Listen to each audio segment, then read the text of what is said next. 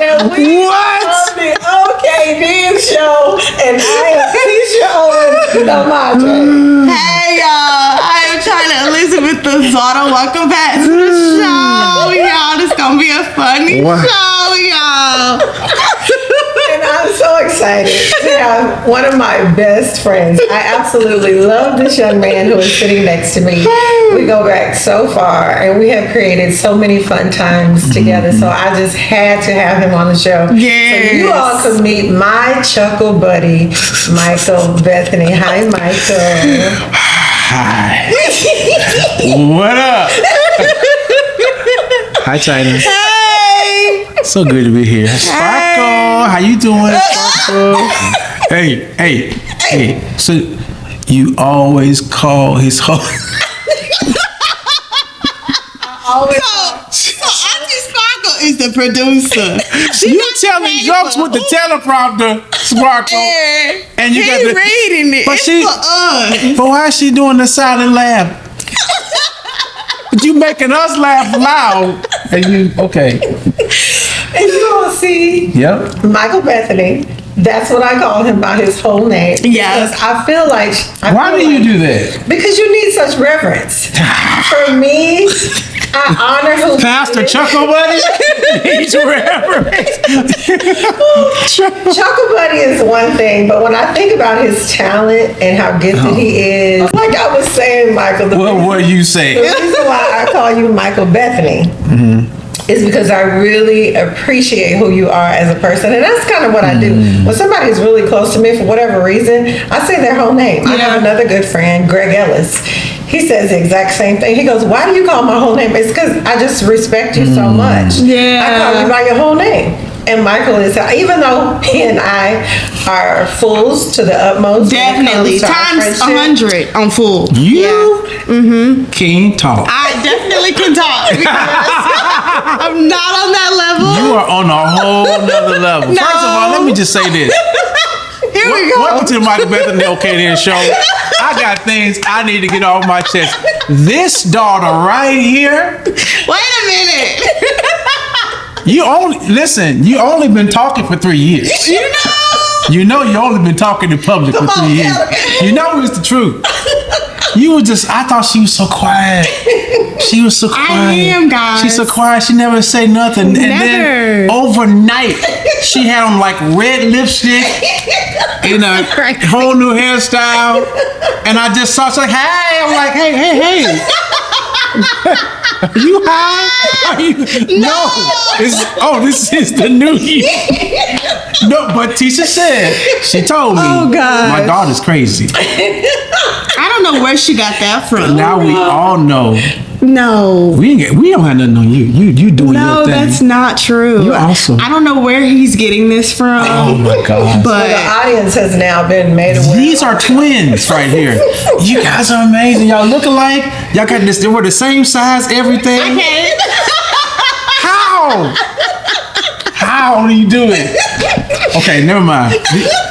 I will hand this show back to y'all. This is not my show. But you know, we have enjoyed you taking it over for Thank the you. I just want to give y'all a break. Give y'all a break. I appreciate it. I'm doing hosting. Yes. Okay, You know talk what, about. Here you go. I'm sorry. She told me that the teleprompter is not for me. No, it's not. Transformer. What does that mean? No, I'm sorry. This is your show. Sorry. It's your topic. So crazy. Change the topic. That's what she tried to say. So we have been friends a long time, Yes, right? we have. So do you remember how we met? Do you remember that? Did it have something to do with Fred? It did. It had to be Fred who? Hammonds. No, you didn't. Fred Hammonds. That's what my pastor back St. Louis Oh, called. that's what he called him. No, there you now, go. how do you know Fred Hammond? I grew up with him. You grew up with him? I mean, like in a way. Okay. I'm about to say, you that old? No. Okay. I doubt about it. No, I'm just saying I grew up listening to him. Okay, got it.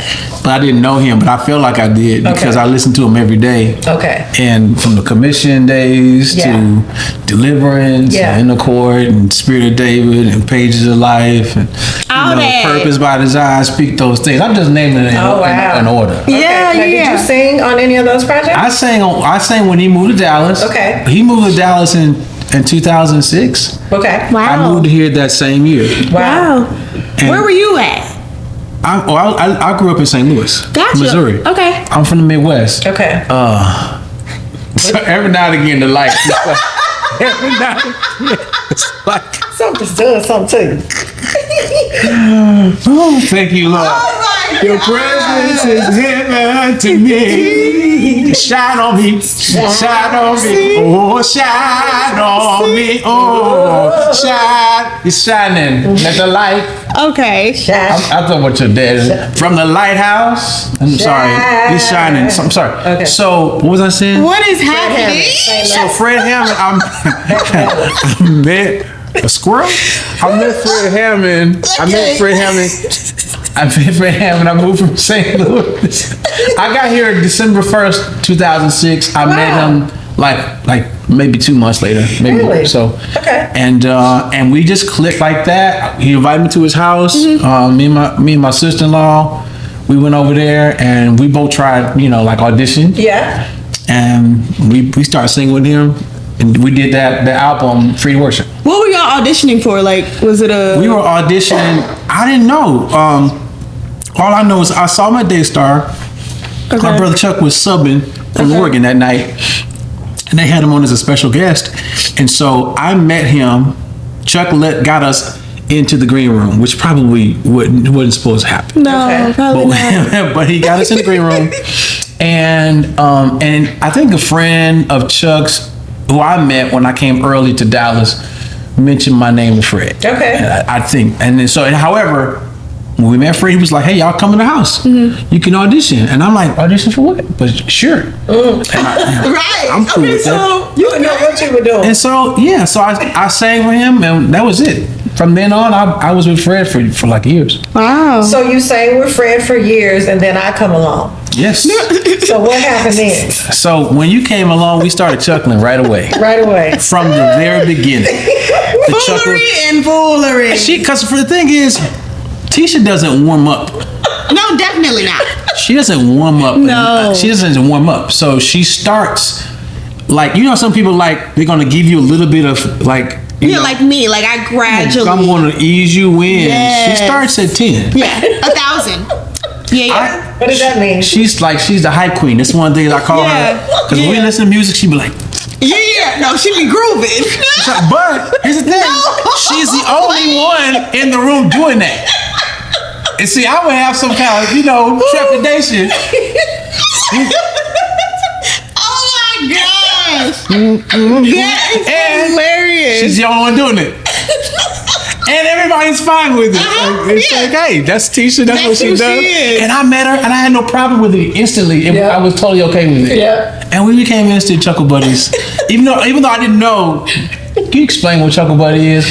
Well, that's exactly what it is. We have fun. You made it up, so yeah. I did, because we chuckle. I feel like chuckle is a bigger word than laughing from the gut. It's like we're chuckling. Yes, so we it's chuckle. really Like you're trying funny. to hold it in. Yeah, it's like Yeah, I know. It's like, I'm trying to- it's so good. let me, This is dope. I think we should talk. We talk about the first time you actually said the word chuckle buddy. you tell it. 'Cause the first time you said that word chuckle buddy, this fine now. It was the setup. Do you remember this? I don't. I do. You were there. Was Yeah, I there? she was there, but she had no idea. She was quiet. She wasn't Yeah. talking yet. Oh wow. She was like, she wasn't talking. She couldn't talk. She was like, she wasn't talking. So Oh god. we was at Mama's house, your mom's house. and Get ready to move you to was about to Atlanta. move to. You about Oh, to left. wow. I'm being like you. You're about to left. She's about to left to Atlanta. She's about to left. Man, we had this going away thing. So so all of our close friends are there, like all the dearest and dearest. Dearest. All of them are there. So she's calling out. She's like, so Sparkle. She's been with me through the thick and the thin. Like, we have cried together. We've been through it all, and I love you, Oh gosh. friend. Charles. Black people don't say Charles. Charles. Who is Tell Charles? you, I just made it up. He just made up a name. Kirk Franklin. You have been there for me when nobody. Okay. You are The my dramatics. bestest friend, and I'm telling you right now, you make me cry right now. Okay. And then she says, and to my chuckle buddy, I was like, chuckle buddy? I want some of the drama. Like, I know we cried. Some point, I was there. I remember when you was down. Wait a minute. When you was down on your last time. How I go to Chuckle Buddy? And I'm on Chuckle Buddy, I gave you some money. Right. I don't remember. I know it goes deeper. Oh, I want some of this drama in the room. Everybody going through. I was sick. Damn bad. I was coughing. You was there. You brought me some cough medicine. Oh my God. And this is my Chuckle Buddy. And our relationship, he makes me chuckle. Oh God. He was like, I was like, how you gonna minimize me? how I want some tears. You leaving. I'm telling you. Oh my God. Let me tell you, like, that might have been, yeah, hold on. In hindsight, Chyna, that might have been the first time I realized how special your mom was. Because I was jealous. Yeah. I wanted some drama. Everybody in the room. Listen, I almost made up a crisis so we can share. Oh my Titia, they God. talking about me. You were saying he's talking about me. Cry. So if I can get her, I just need memories. That's all. That is hilarious. Let this be a lesson to you. When bad things happen, it's not bad. It's a good thing. For sure. It's time for your relationships to level up. We Yeah. need bad situations. You want to be Yeah. stuck in a Chuckle Buddy Shake it for up the a rest of little your bit. life? Or do you want to have some drama? You want tears? Shake it up a little You bit. got to think about when this person's moving away, what they going to say about you? Wow. See what I'm saying? Yeah. You know what I'm talking about? Yeah. But see, for me, Something. he felt that way, but did I feel felt like having a Chuckle Buddy meant more to me than a lot of that drama that I was getting from some of those other friends. Oh, nah, this is how we flipped it. No, that's dope. That's amazing. No, That's I'm dope. serious. Now she did that. She's like, hey, serious, listen, Michael. you my brother. No. Now she's giving it to me like the real drama's coming now. I'm so serious because Oh gosh. Michael and I have had so many fun times. Like, that's what I think about with him. I don't think about drama. I don't think about negative Yeah. things. I think that's I great. think about fun. Like, when I see Michael. Remember that one time you were sick and I brought you that orange juice? No. He just gonna come over. Remember that one time? I brought you some orange juice. I'm trying to say. That I have no recollection of whatsoever. That's what Not friends are orange for. We bring juice. Brought some juice over there. You know what I'm talking about? No. When last time anybody brought you some orange juice? Okay, we should probably move on. You know. But I was saying, Yes. Michael Bethany is truly somebody. When I think about a friend, though, Yeah. even though we haven't had a lot of drama, he's somebody that when I think about having something, Yeah. when I think about celebrating with a friend or wanting them to be there, he's the one I call. Yeah. Like a lot of those other people, I don't call. He doesn't see them there either. He sees himself there. That's why he mad. That's why you like, I'm the real friend. But it shows.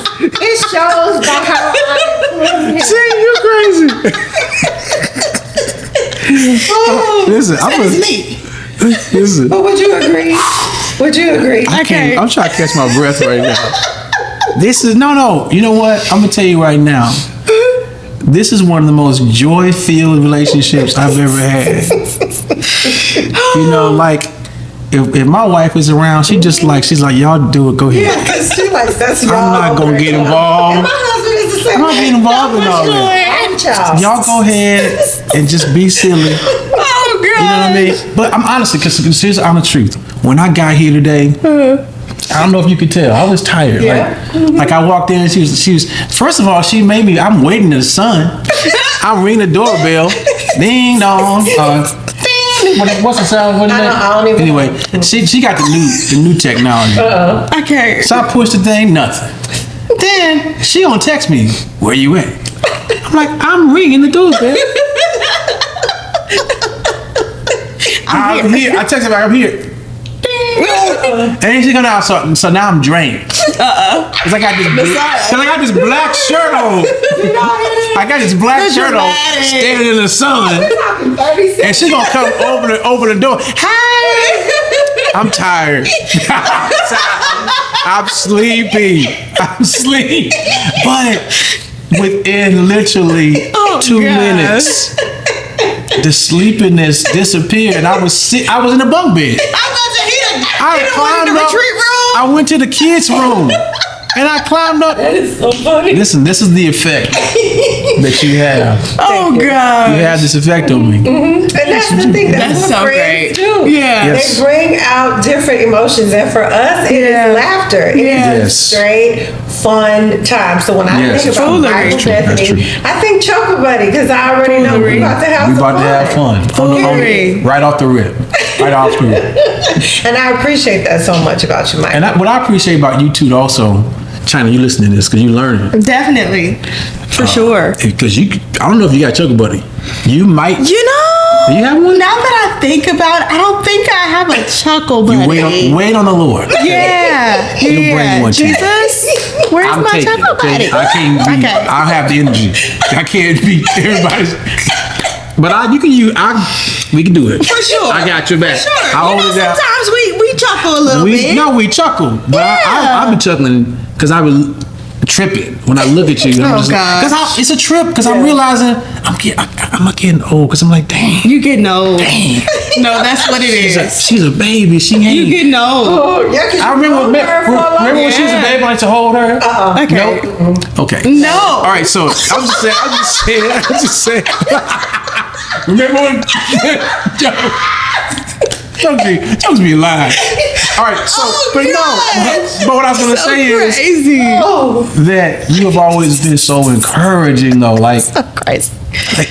like those pivotal moments, you know, and honestly, it's just encouraging to have somebody that just every time they have something positive to say. Yeah. And honestly, you know, early on, I knew that God had given me some things to do and some abilities and a calling, but I was not shy. Yeah. But I didn't have godly confidence. Like I didn't fully believe I could do it. Yeah. And so anybody in your space that could look at you and say, no, you got it. You really had it. No, you're not just like running. You're not you're not average. You have something special. I'm like, really? Like Hype up big, she will hype you up. But on the that's the fun side. But on the sincere side, she will get you into that space. She gets real serious. Yeah. No, she's very as serious. silly as you are, silly and serious. Yeah. That could be another spinoff. Silly and serious. There you go. Because you are both like deeply serious. Yeah. And encouraging. So, yeah, you are real unique. Thank you. I don't have anyone in my life That's that my is mama, so y'all. encouraging and profound and silly. Just dumb. That's what it sounds like. Yes. Yeah. You got it. There you go. You got it. I wasn't gonna say that like that. Cause Yeah. she's silly. I love it. Yes.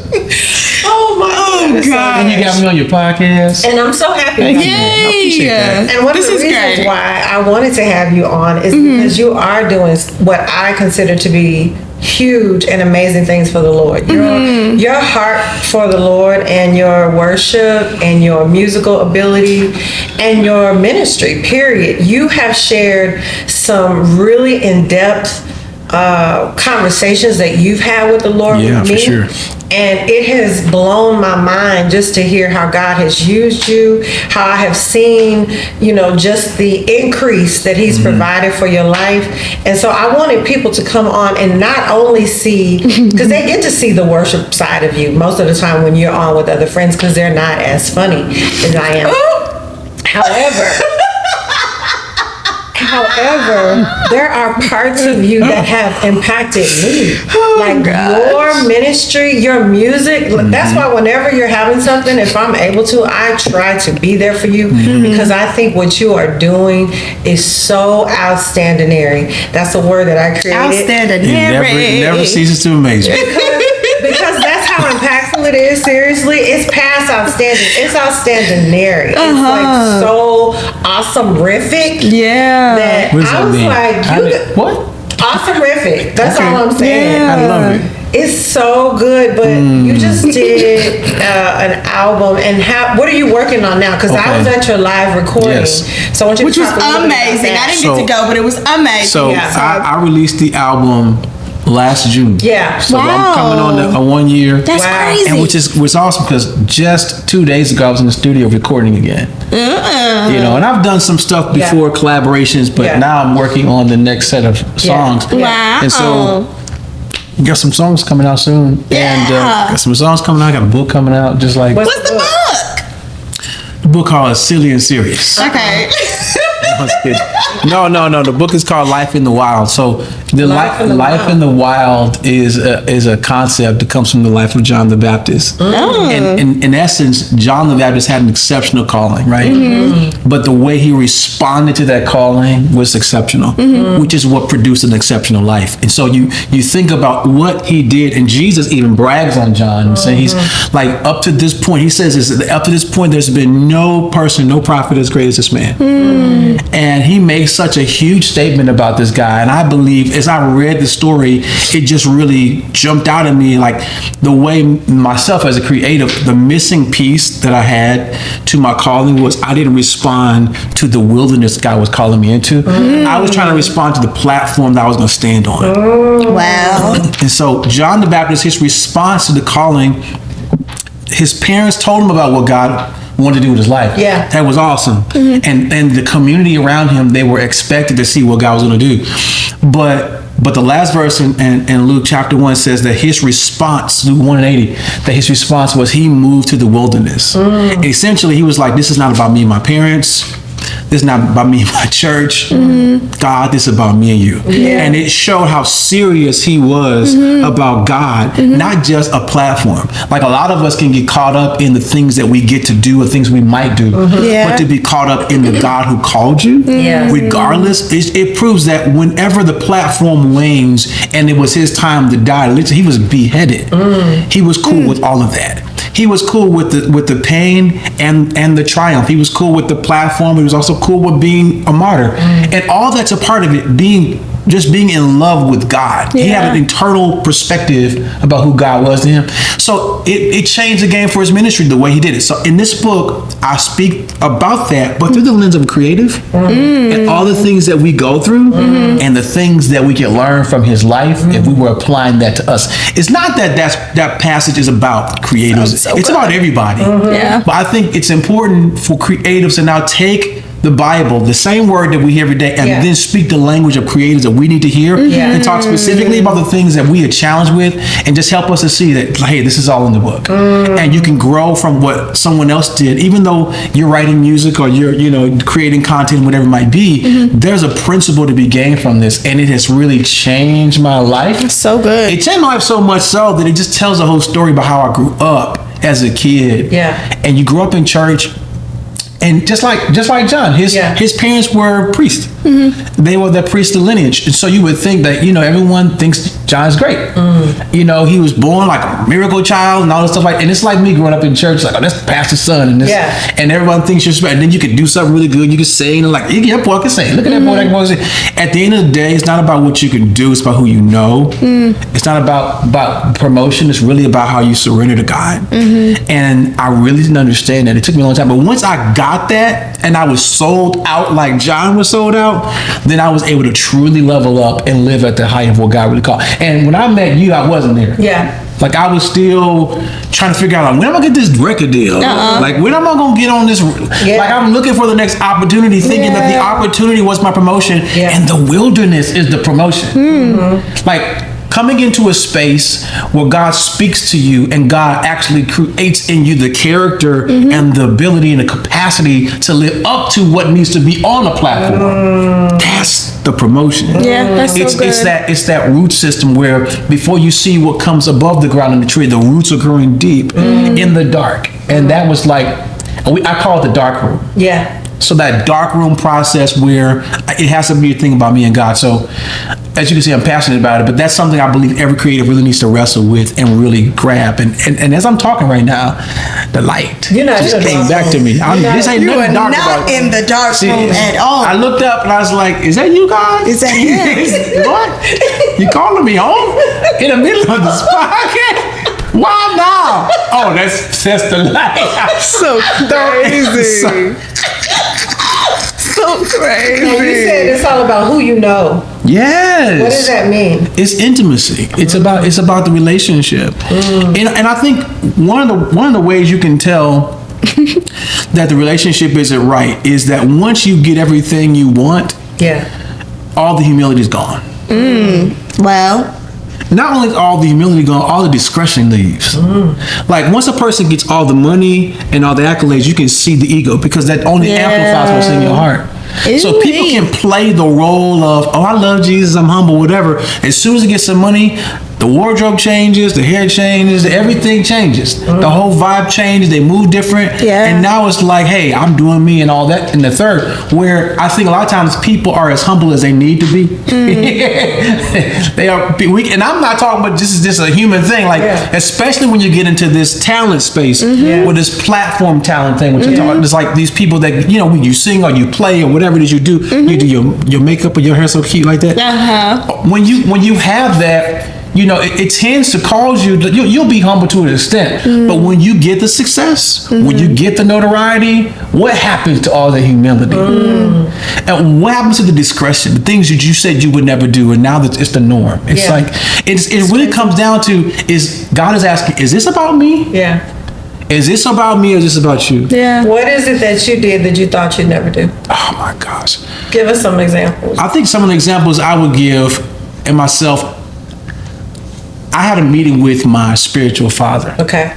His name is Larry Titus. He's 81 now. He's incredible, man. Have you met Larry? You told me about him, but I haven't met him. Well, no, you did see him. He prayed in my live recording. He did, but I didn't meet him. I had a meeting with him. It was like 2010. Okay. We had just met. 2010, 2011. And I was hanging out, you know, in the music scene. And I started looking around. I started feeling like, kind of smelling myself a little bit. Like I'm just something. And I started feeling like, you know, I might be better off single. And I started having that thing where me and my wife would be like, are we growing apart? You know, and that whole thing, I started thinking like I'm traveling, I'm out on the road, and I'm thinking, you know, maybe. And I sat down, I literally, and I think this was probably the wisest thing I ever did, was I sat down with Larry and I told him. And I was going to be straight up about it. I was like, hey, I want to talk to you about something. I'm thinking about something. And now I look back, I was like, what were you thinking? But I'm so glad I did that. And I told him, I said, you know, I'm really thinking that, you know, maybe I'm married too young. You know, I think we're different. I think I got some different things. I'm moving this space, and she probably didn't think I would become like an artist or anything. So I feel like maybe we should do something different. And Larry told me. What did he say? Say it in the mic. Let me tell you what he did to me. And I'm gonna tell this for everyone, and this is what you need to do. He said, you know what? You're making a terrible decision. You're gonna ruin your life. And he just started to run it off, like all the terrible things that were gonna happen. It's like, I mean, I ain't the only one. Other people are doing this. Everybody I know was like, you know, it's like this is normal. And he was like, no, it's not normal. I was like, what you mean it's not normal? He was just put a mirror up and said, this, what you're saying is ugly. And you're saying it because, I'm glad I said it to him, but he reflected how ugly it was to me, for me even to suggest that now that I'm getting to a new place and is it ministry even at this point? Wow. How can it even be ministry now? Wow. Because it became all about me. And he literally stopped me in my tracks. And so that moment, it marks time for me. Okay, after that moment, my life is totally different. I mean, there were a sequence of things that happened that really changed. But that was a market time when I knew, okay, he just called me out. and I know that what I'm saying is wrong. Now I got to figure out what to do from here. Yeah. And how do I, because at that time I was coming into a new understanding of who I was, because as a kid I grew up in a church where I was a pastor's son, I was a young preacher, and I was actually playing a role. Like, I love Jesus, but the way I learned to display that was based on expectations from the older church and the saints and the deacons. And like, I thought I had to be a certain way because my father was the pastor. And so at a certain point in my life, when we moved to Dallas, and I no longer had any of them, my father passed away and he sold the church. So I was not a PK no more. I kind of became like, I can do whatever I want, I guess. Right? Yeah. And maybe everything they said about me wasn't true. Wow. Maybe I'm not that. Yeah. Maybe I can live in obscurity and just kind of create my whole new trajectory. Wow. And I had a whole identity crisis. I moved here and I started hanging out with all creatives. I'd never done that before. Like, my whole space was recording music and being creative and stuff. And I started just like, I want to dress different. And started seeing what was around. I started seeing, well, the thing is this. I was discovering the authentic me. Got it. Without But the church. yes, without the church, like, who am I? Am I creative? Because I honestly, I'll be candid here. I was very arrogant. Like, I thought I was better than other kids because my father was a pastor and I never did anything wrong, you know. And I got married young and I did everything right, and everybody said I was just. And so I was like, yeah, I know what I'm doing. I know what I'm doing. And it was like, no, you don't. Like, you are just like all of them. Wow. I'm not different from the creators. Yeah. Are creatives ungodly? No, creatives you can't be more godly. I mean, so let me make a statement about creatives. Okay. Everybody made that God made, he made in his image. What we know about God, before you really know much else, is he's creative. From the beginning of Genesis, you don't need, my 6-year-old can read Genesis 1 and say God created the heavens and the earth. He created everything. He created this. So God creates. Yeah. I think, and so that's no person on the planet who doesn't create, because you're like God.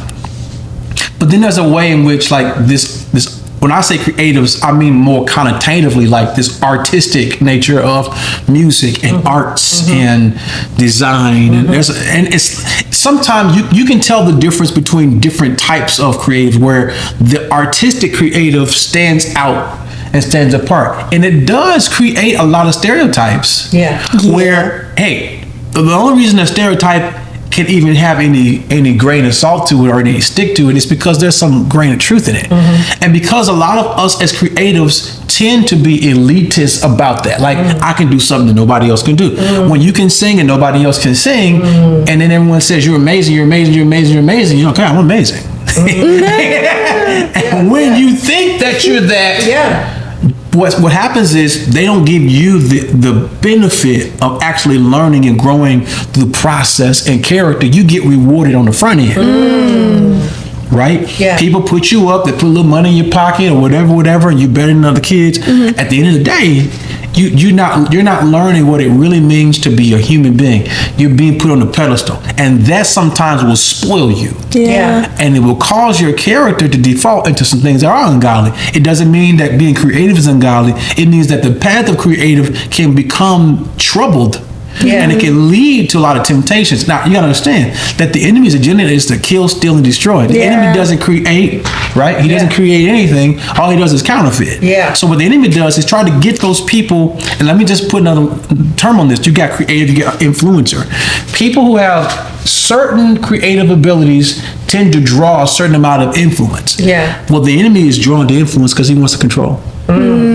He wants to take the most influential person with the most influential gift or ability or creative talent, and he wants to taint that person. Because if I taint the person who everyone drawn to them will get the poison that's coming through them. That's so good. Wow. So it is truly the trick and the strategy of the enemy to attack influential creative leaders. And this is what we have to learn. And so growing up as a kid, I grew up that way. And so I really had to learn when I got to Dallas, you are not this old man you've been trying to be. You do like wearing different colors. Yeah. You do have a style that you haven't tapped into because you're not at this small Kojic church anymore, where I'm trying to be like the elders and the deacons. You don't have to do that no more. Yeah. At the same time, you have to learn how to steward the authentic you, because you never discovered it. You never learned to steward it. Yeah. That's good. And so now you don't understand how to handle yourself, and you get into a space where your influence grows. Now the way people respond to you changes. You got to steward that too. Yeah. And all those things, it in the beginning of it brought a lot of ugliness out of me. Yeah. But first of all, I can't say enough about my wife Siobhan, because she didn't have that big. She's had her own metamorphosis. She's had her own change. Yeah. But it wasn't like that. And my wife walked with me through that time. Yeah. And so I learned how to steward who God made me to be. But here's the thing, I want to say this. I learned how to marry the purity of what I started with the authenticity that I discovered along the way. That's so good. That is good. Oh no, when I met Jesus as a kid, and I said like the old folks, I met Jesus. That was real. Yeah. But I didn't, just because I know Jesus don't mean I knew me. Yeah. I knew Jesus, but I did not know myself. So I had to take this Jesus journey until I got to this next season where I would really delve into who is Michael? Yeah. Who did he make me to be? And can I be boldly that person? And can I also be humbly who I am boldly? Like, can I do all that? Can I be as creative and as spiritual at the same time? Can I have depth in the word, but also be in the studio, make music and have fun and be expressive? Can I wear different colors and clothing but still have a maturity about me and a sage about me and still be a mentor and still be someone that's respectable? Can I have the balance? And yes, you can have it. So That's so good. And you brought up your father. oh my goodness. Tell me about him. Now, I know about your father, but I want the audience just to hear how wonderful he was and the impact he had in your life.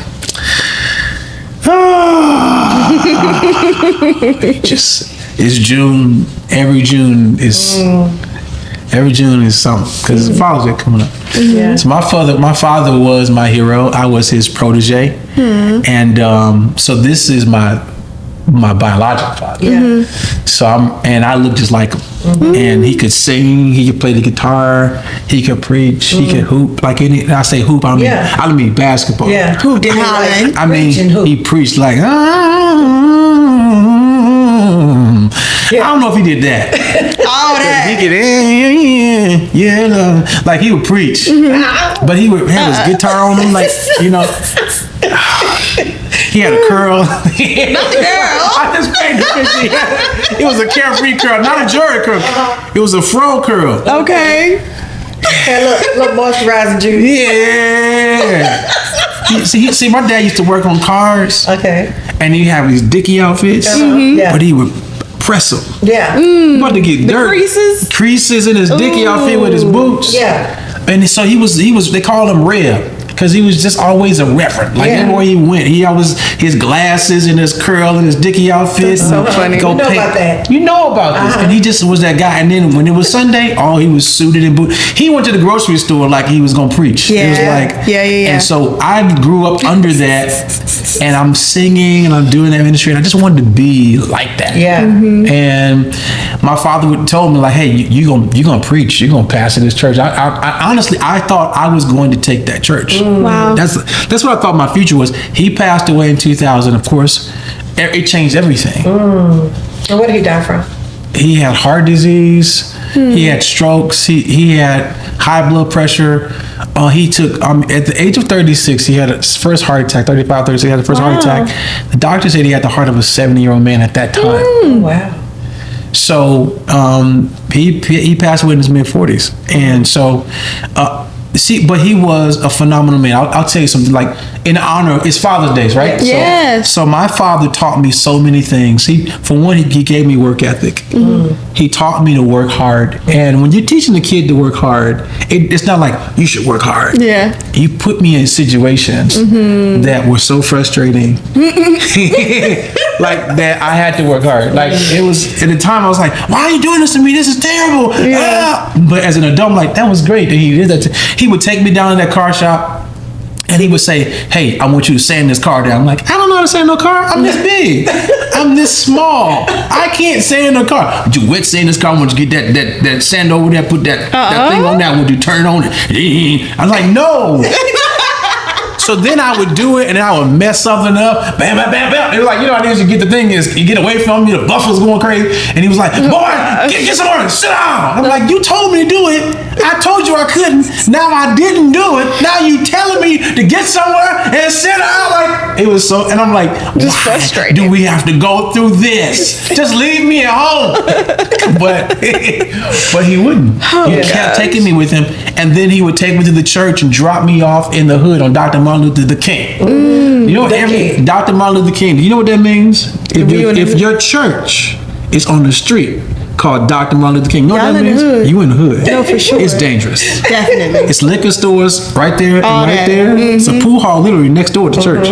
Wow. Okay, it's a hair salon right there. Yeah. People can be getting in fights. I see people get hit with bottles right in front of church. You like all that kind of stuff's going on. He drops me off and leaves. Oh. It's like, okay, cut the grass. I gotta go. I got things to take care of. What? I'm this big. I had a late growth spurt, okay? I was literally this tall. I was little. I had to cut the grass. Oh, wow. And through that, that gave me the work ethic. He didn't tell me to work hard. Yeah. He put me in positions where I would have to fold or fight my way out. The grass was this high on me. Okay. And I got a push lawnmower.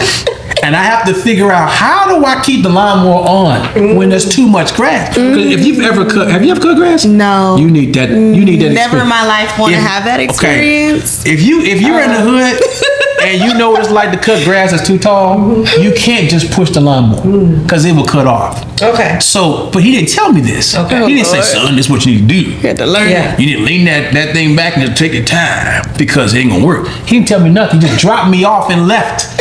So I had to figure that out. Yeah. See, that's what it means to learn to be a man and grow. Figure it out. You can do it. And when I get back, I want a whole lot done. And those things, it may seem as I say this to you like child labor and abuse. It's not. Yeah. It's honestly, it was the thing that I'm at this point in my life I'm most grateful for because it taught me work ethic. But he also taught me compassion. I would see him take care of the drunks and the drug addicts and the homeless, like come out of his pocket. And as a teenager, if I saw someone on the street, I would say, "Come here, I'm gonna take you to the store. Let me buy you some food." And I was not even thinking this adult person could rob me. Yeah. I didn't even think about that. Yeah. I just thought this person needs help. Yeah. My dad's been doing this. This is our neighborhood. Yeah. I'm gonna help this person. That's good. So he taught me those things, and those things have stayed with me. It's carried me to this point. Just being a person of compassion for other people. Yeah. Also being a person that's a hard worker, that has a work ethic, that's not afraid. Like, I understand what it means. Like, you may not know how you're gonna finish it, but don't be intimidated with the process. Yeah. Amen. Like, I would see my father rip the whole floor up. I'm like, "Dad, have you ever done this?" "Nope." Nah. Why don't you call somebody? We gonna figure this thing out. You staying up with me all night, and we gonna figure out how to lay this ceramic tile. Ooh, wait. Like, why? Because that's what Why? men do. We do things like lay ceramic tile. Like, no. We don't do that. You should call someone who's a professional. But we did it. Yeah. On Christmas Eve of all days. Like, we got people coming tomorrow. Yeah, yeah. Why are we doing this? But That's so funny. But I do the same stuff now. Like, I ain't calling nobody. I'm gonna fix that toilet. I know how to fix a toilet. And so my wife was like, "Baby, you don't know how to fix." Like, come back to reality. I do.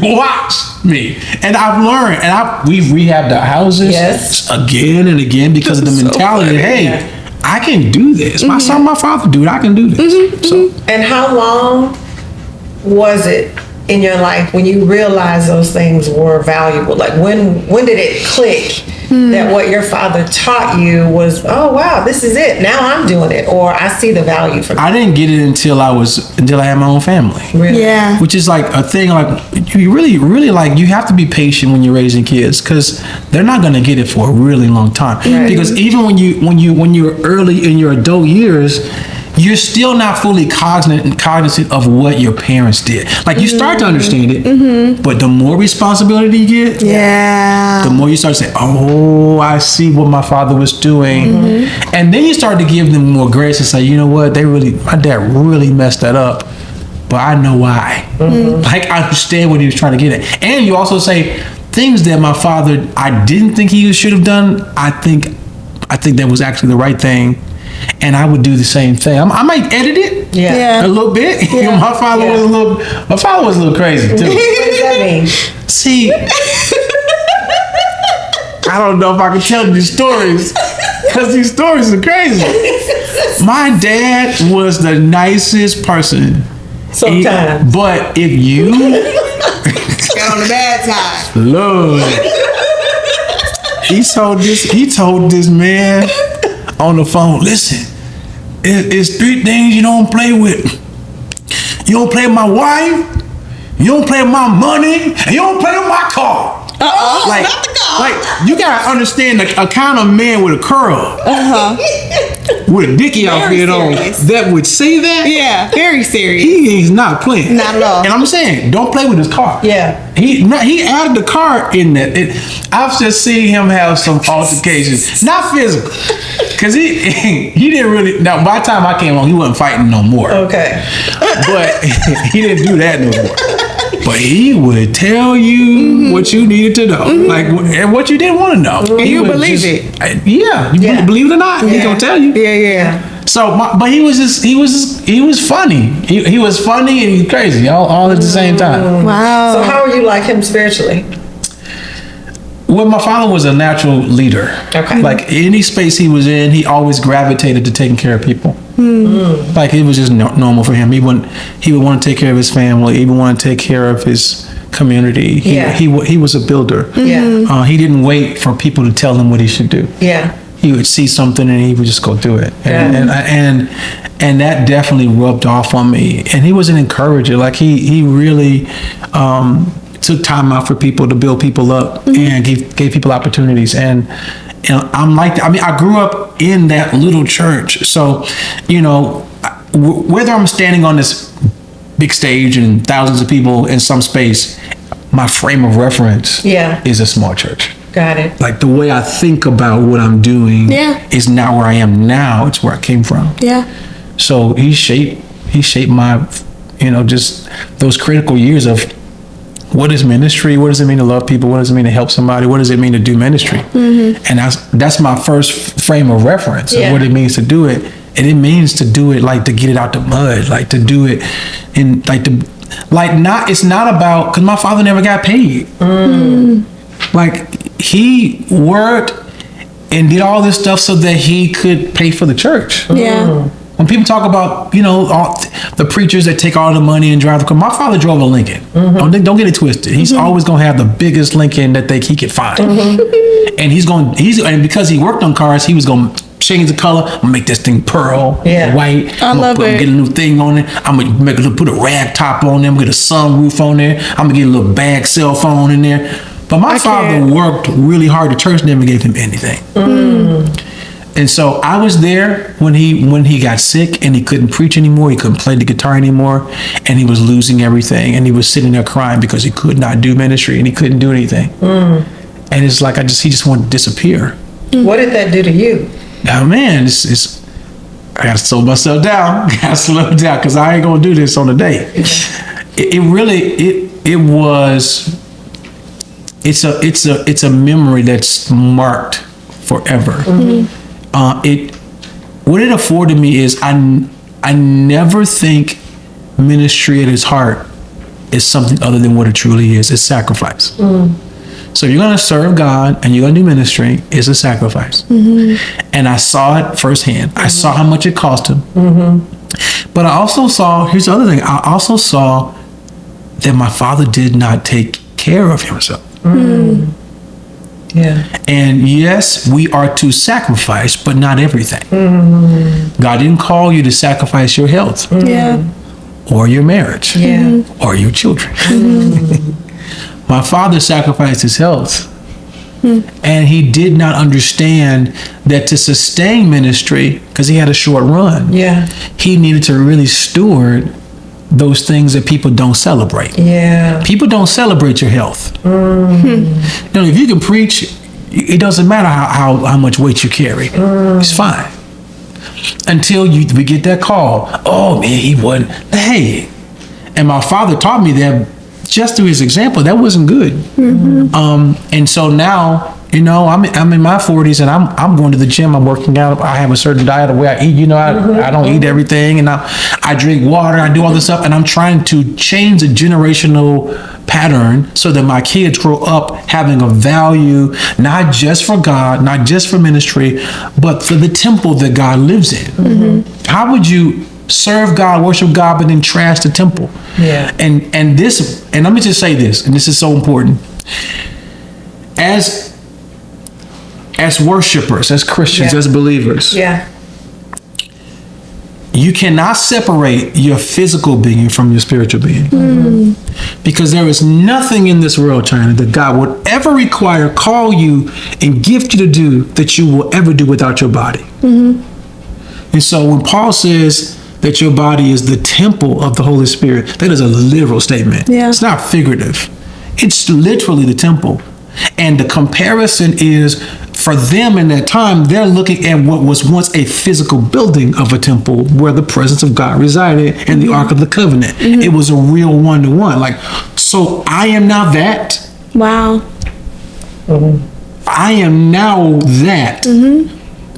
You've now taken what we've historically known that's been in a tabernacle or a temple, a tabernacle of David, or, you know, and now you're saying that my heart is a place of your residence. Wow.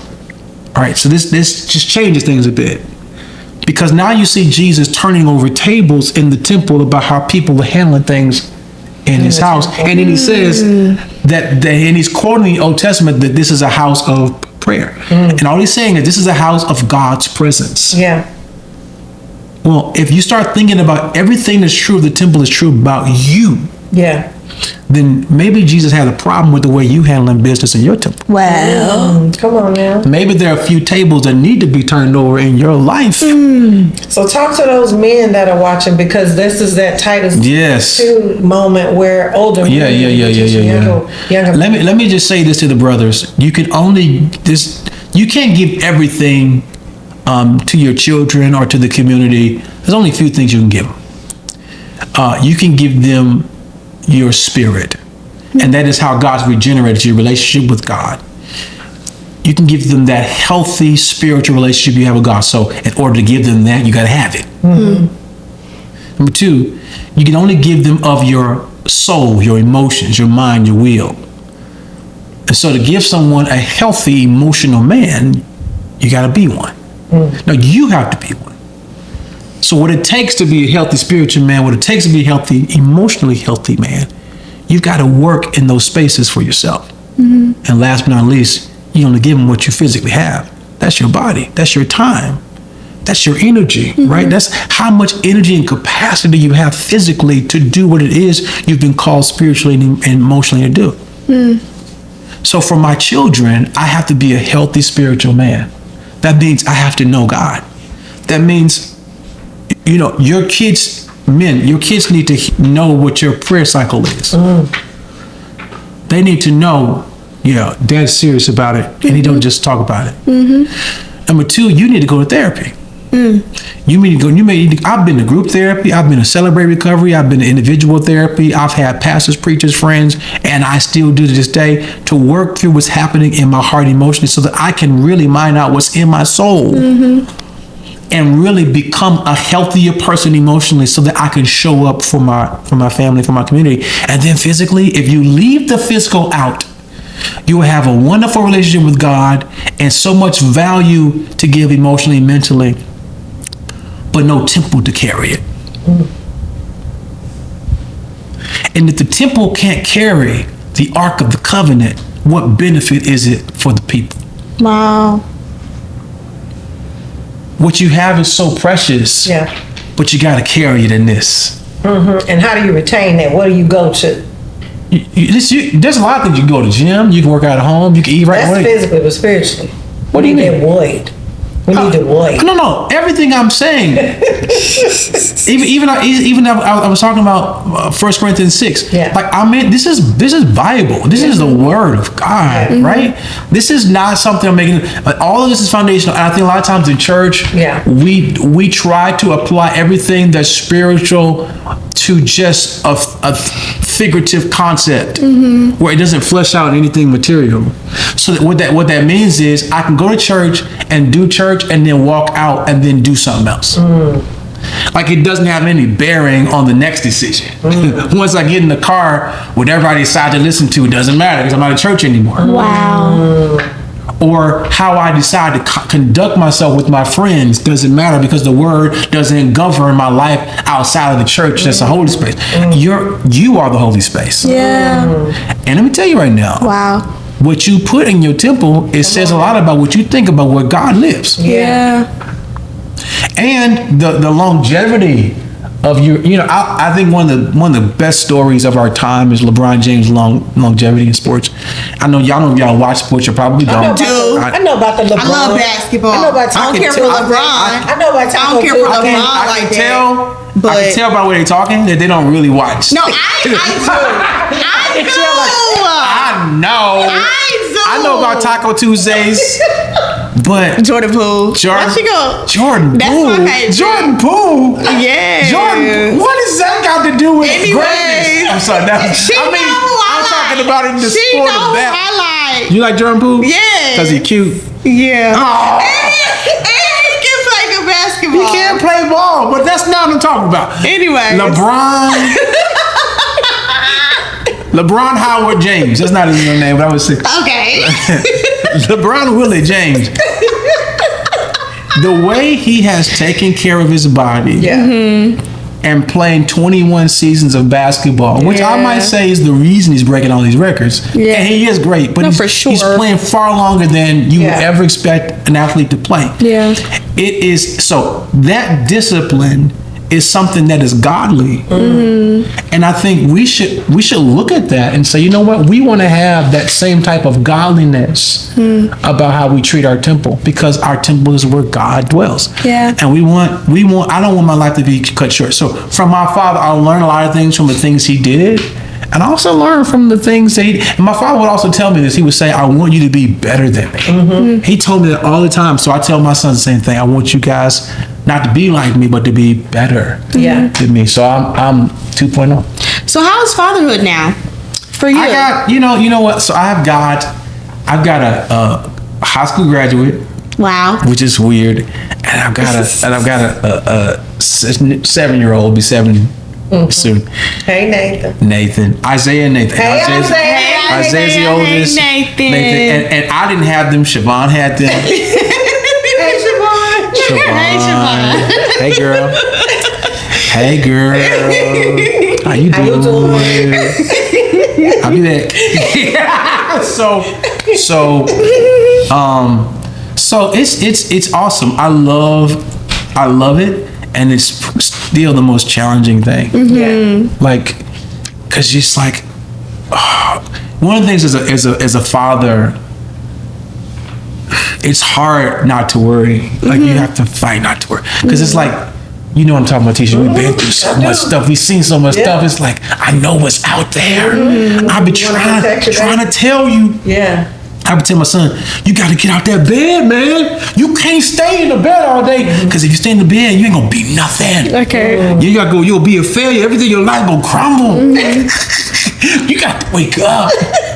You can't Oh my God. Because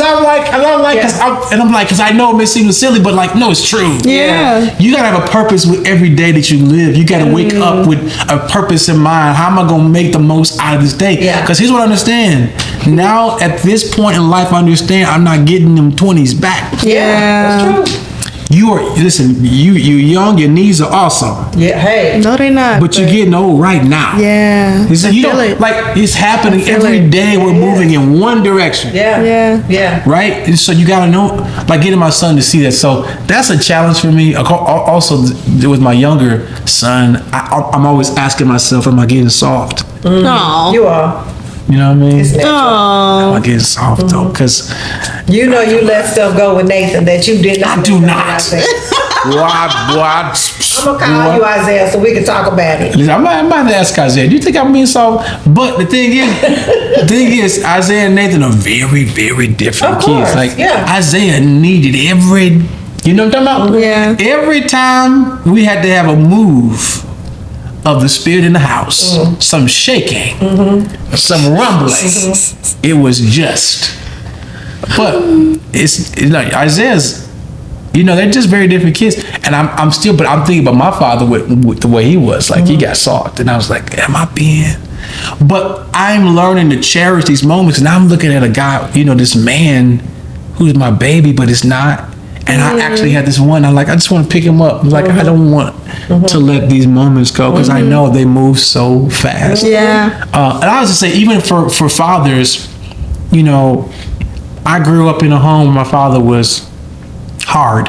Yeah. But he told me he loved me. Yeah. When I was little, he would kiss me. When I got older, he'd say, stop, don't kiss me. Don't you do it. I'm like, why?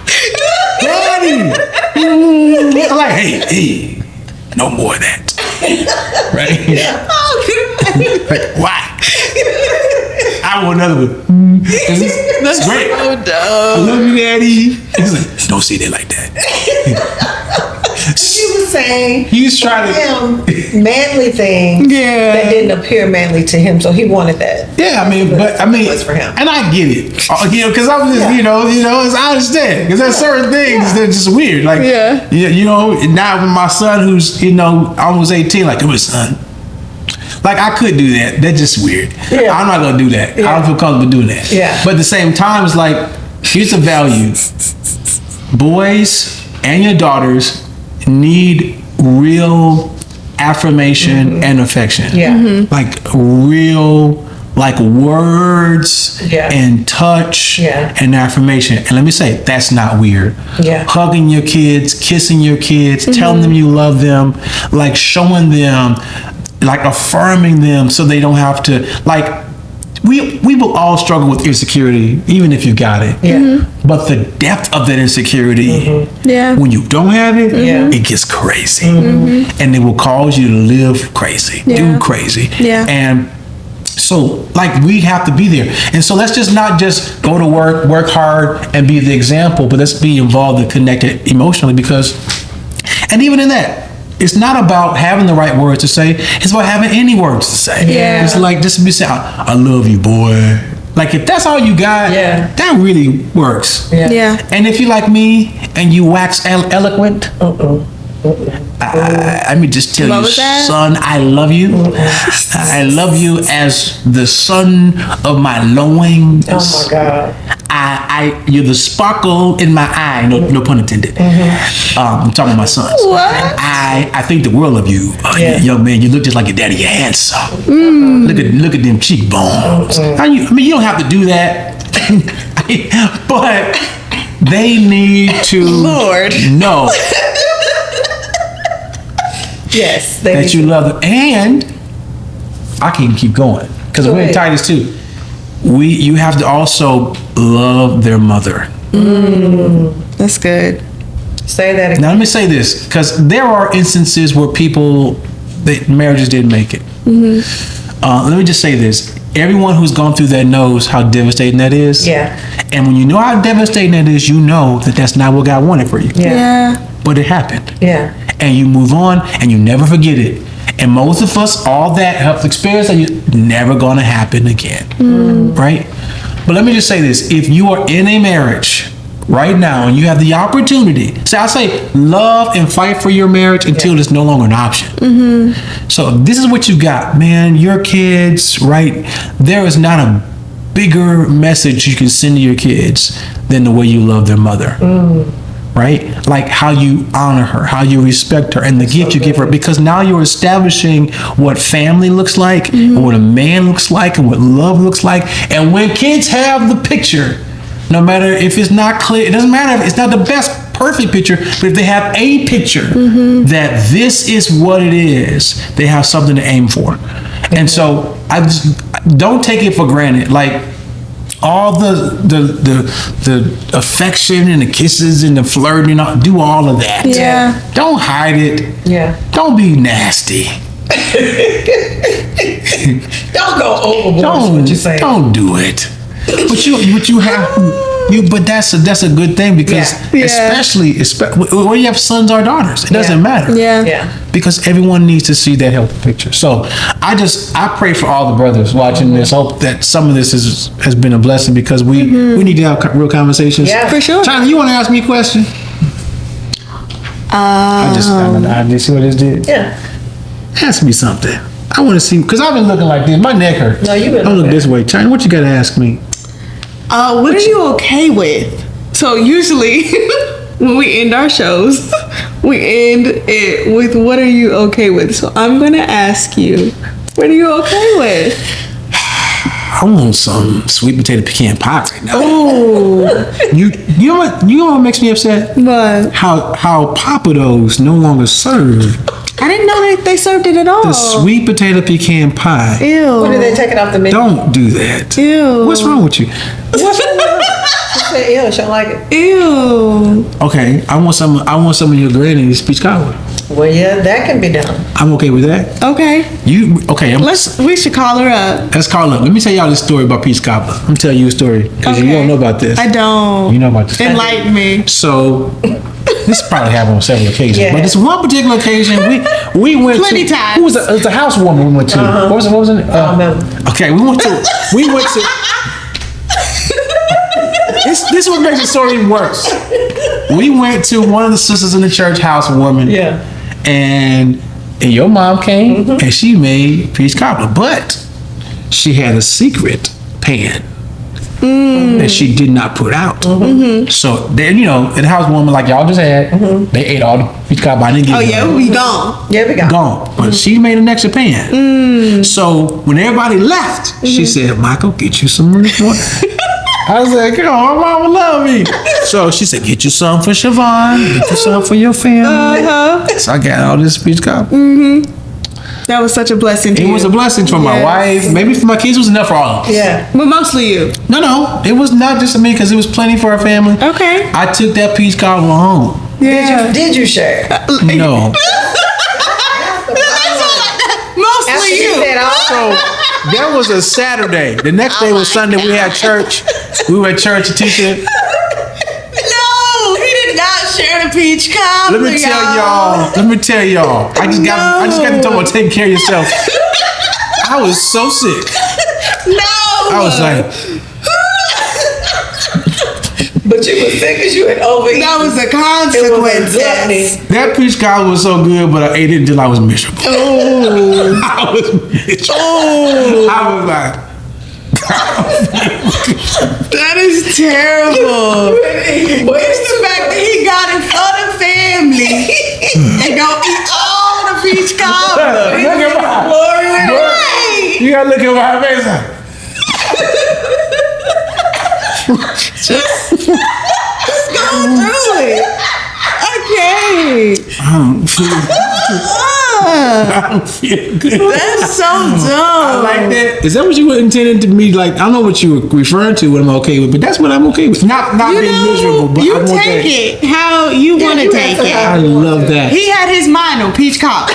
That's what he was. Because at. I'm in this It side was of the selfishness that brought the stomach pain. Yeah. He didn't share with No, his that was a straight Selfishness. consequence. and it was sin. It was simple. I'm not gonna lie, I confess before men and God.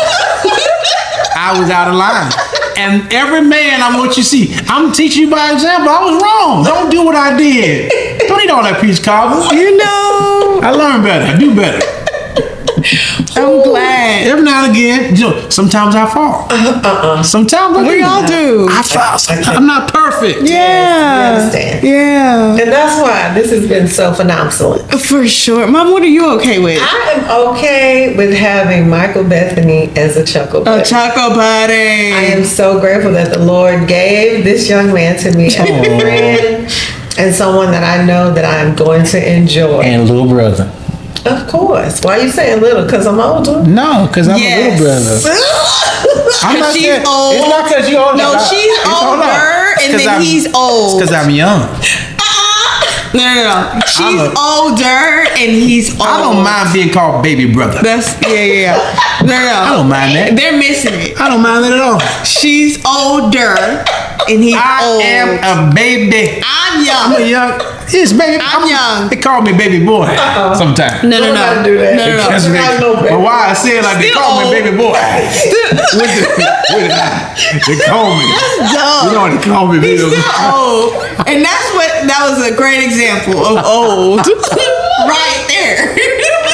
Standing like Oh my gosh. I have just embarrassed myself. I'm a clown Oh, on this gosh. show. we love all of it. So much clowning. That was what this whole show was about. That's all Yeah. about the Michael Bethany, Foolery. my chuckle buddy, and this has been such a pleasure. Yeah, so I'm okay with because they What are you they okay didn't ask with? me what I was okay with. What are you okay with? I am okay with Ah. being, a side of the chuckle buddy. I get a little glimpse Yes. of the chuckle. I could take in a little bit of the chuckleness. You can't handle all of it? No. Once I get to a point, it's like, all right, y'all got it. I'm gonna go on. I can indulge in just a little bit, and then it's time to go. So I take my little bit of chuckleness, and then I go out, and I'm okay with that. Like me? I'm okay. Like with me? Like I Both. Oh, this is your chuckle buddy. No. Oh, just yes. Tell us truth. See, she's chuckling. Sometimes, but I'm It's just precious. saying when it's a lot of chuckling going on, I can indulge in just a little bit, and then it's She time got to more go. experience than you. She's still. There you go. She's got more stamina. And I'm only 3 years in. You just started talking. Exactly. So I'm 3 not years used ago, to this. you wasn't saying nothing. Exactly. So I have to, just work my way. But that's what I'm okay with. I'm okay with the little glimpse that I get. This was great. And I have had a wonderful time here today. And so you all know that you can watch us each Wednesday morning at 9 Sparkle, a.m. wanna say something? on YouTube. You won't say nothing, Sparkle? You can watch us each Wednesday on YouTube. Every Wednesday. And Chyna, how else can they follow us? You can also listen on Spotify and on Apple Podcasts, but make sure on YouTube y'all are subscribing and liking and commenting. Tell us how dumb you thought this episode was. And Or how what you great. love. No, not dumb. Insult us? Not necessarily. I say dumb as in funny, but dumb. Also, what the fathers have learned from Mr. Yes. Michael Bethany. Yes. And just how much you've enjoyed this episode. Yes. And so y'all come back and see us next week. Yes. Okay. Well, we're about to leave, Michael. Yeah. Michael Bethany, this is how we say goodbye. You know what we do, right? Yes. You ready? And your version of it. You ready? I can say my version. Your version. You ready? We all It's on do the it at same teleprompter, time. so. Okay, here we go. Okay. Bye. Bye, y'all. Okay. I had to set